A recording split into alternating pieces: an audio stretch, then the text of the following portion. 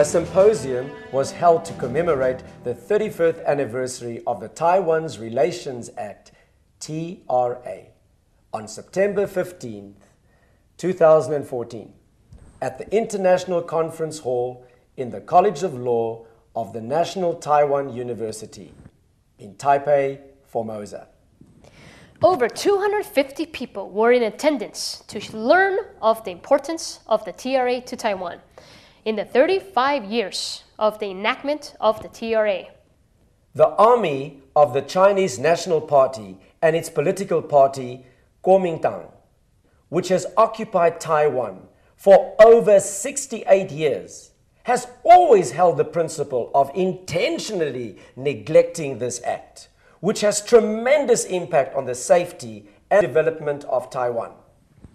For this reason, the TRA, which was signed into law by President Carter on April 10, 1979, has never been introduced into any of the school curriculum in Taiwan.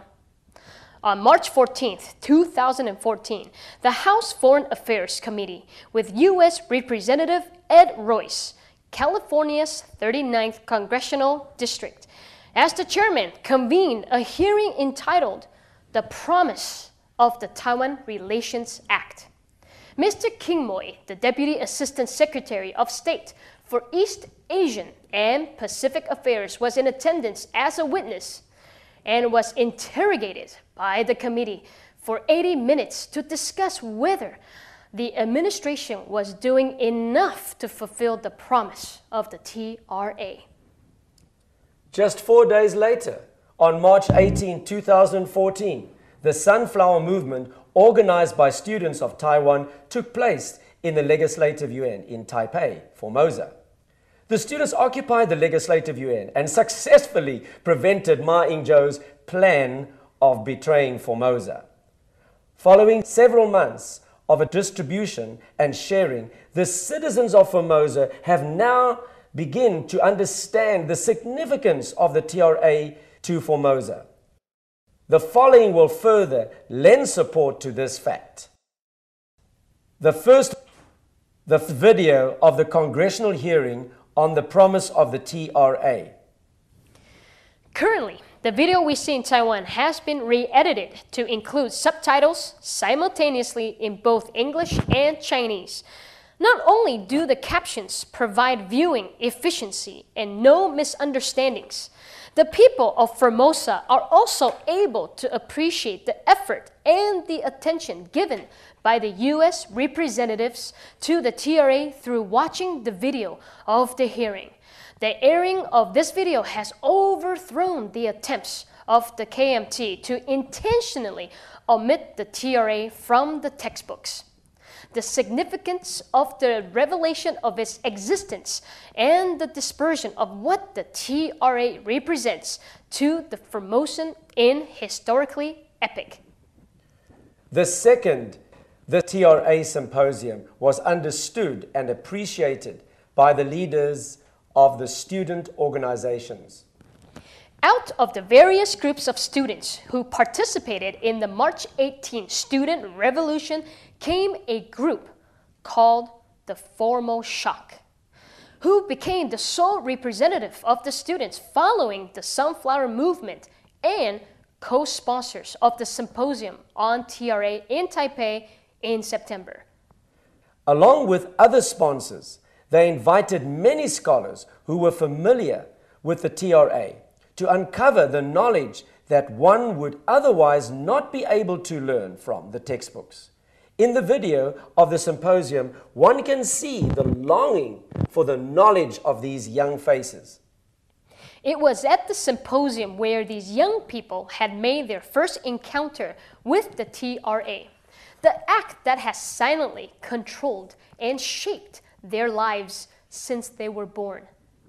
This awakening for the young people of Formosa is helping them to gradually realize that they need to turn their focus from the framework under the Republic of China to that of the international affairs. The exposure to the TRA at the symposium is also allowing the youth to respond and echo to the congressional hearing on the TRA. This is an amazing precedence in the history of Formosa. The third TRA 35th Anniversary Symposium, jointly sponsored by several Formosa NGOs, was a response to the congressional hearing on the promise of the TRA.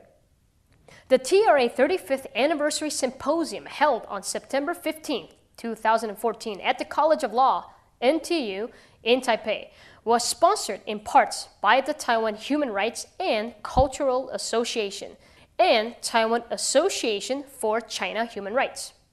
Among the 250 plus in attendance, there were Annette Lu, the former Vice President of Republic of China, and middle-aged folks who cared for the future of Formosa, but most notably, as was told by the major sponsor, TWHRCA, to my news station, was the fact that nearly half of those attended were young people who had registered online prior to the event. Even more remarkable were two observations made by the reporter at the symposium.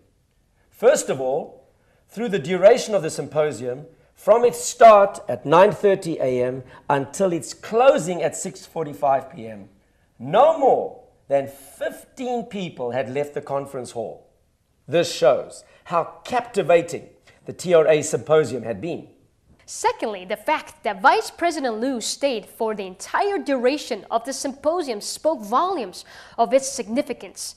Normally, in Taiwan, when politicians attend this type of occasion, their presence is measured by the positions that they hold. The higher their positions, the shorter amount of time they would stay. So, to show their political authority in the bureaucratic circle. However, this was not the case at this TRA symposium. As one of the speakers, Vice President Liu fully participated in the discussions throughout the entire day. Her presence not only proved the significance of the symposium, but it was well received and respected by the politicians as well. All the papers provided by the attending scholars will be compiled into a book. The book will include the English and Chinese versions of the TRA as downloaded from the American Institute in Taiwan, AIT's official website. The English and the Chinese versions of the transcript from the March 14th congressional hearing will also be enclosed for further reference. This book will be available by the end of December. In order to reflect the efforts made by the U.S. representatives concerning the safety and the future of democracy of Formosa, the sponsors have decided to hold book launches gearing towards young people who are in high school or above, so that as they hold the future of Formosa in their hands, more young people would understand the true status of Taiwan and know what the future outlook for Taiwan may be by the choices that they make. For those who were unable to attend the TRA 35th Anniversary Symposium, they can also catch on via video on YouTube or through this book.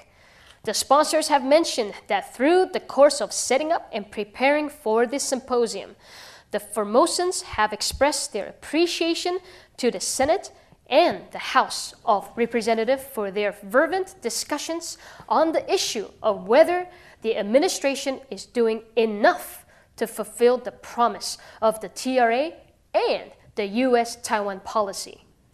The sponsors have also decided to form a delegation in 2015 to visit the U.S. Congress to strengthen and to promote close correspondence on issues regarding the TRA.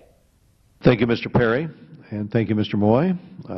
Thanks for committee, being here before our committee today. And as you can see, there is tremendous bipartisan support for Taiwan. It is my sincere hope that the administration will take a more proactive stance on Taiwan, including working with Taiwan so that it can join the Trans-Pacific Partnership. The Asia-Pacific region is going to witness significant significant growth in economic prosperity in the next 10 years, and positioning the United States, we are after all on the Pacific Rim, to position us to take advantage of this opportunity is a task that we take very seriously on this committee. And as chairman of this committee, I've made the Asia-Pacific region a top priority. So I look forward to working closely with the administration on this and other issues, and I thank you, and the hearing is adjourned.